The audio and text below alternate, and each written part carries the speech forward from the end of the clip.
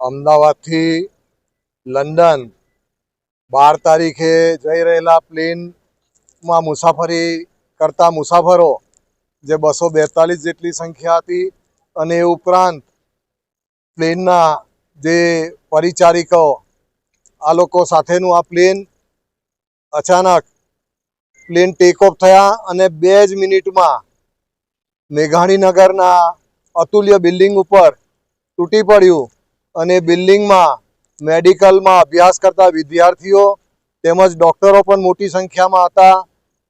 આમ કુલ 275 લોકો એ પોતાનો જીવ ગુમાવ્યો છે અને એમાં ગુજરાતના પૂર્વ મુખ્યમંત્રી શ્રી વિજયભાઈ રૂપાણી પણ મરણને શરણ થયેલા છે. અને આજે અમે અત્યારે ભરૂચ જિલ્લાના આમોદ તાલુકાના કોલવણા ગામે આવેલા છે. આ ગામના પણ એક અલ્તાફ હુસેન ઉંમર વર્ષ 48 કે જેઓ પણ આ પ્લેનમાં મુસાફરી કરવા માટે બેઠા હતા અને એમનું પણ આ પ્લેનના હાદસામાં દુઃખદ નિધન થયું છે અને એમના આજે અંતિમ યાત્રામાં એમના જનાજામાં અમે જોડાયા હતા.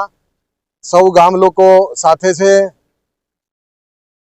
આ હાદસાથી જે એમના પરિવારજનોને, આ ગામના લોકોને અને સૌને જે દુઃખ પહોંચેલું છે એમના દુઃખમાં અમે પણ સહભાગી થયા છે અને અમારી સંવેદના પ્રગટ કરવા માટે અમે અહીં આ ગામમાં અત્યારે આવેલા છે.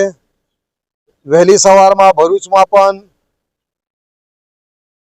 સાજેદા બાનો અને એ પણ પ્લેનમાં મુસાફરી કરી રહ્યા હતા, તો એમના જનાજામાં પણ અમે 16 તારીખની વહેલી પરોઢમાં 2 વાગ્યાના સમયે અમે જનાજામાં જોડાયા હતા અને એમના કુટુંબીજનો માટે પણ અમે સંવેદના પ્રગટ કરી હતી.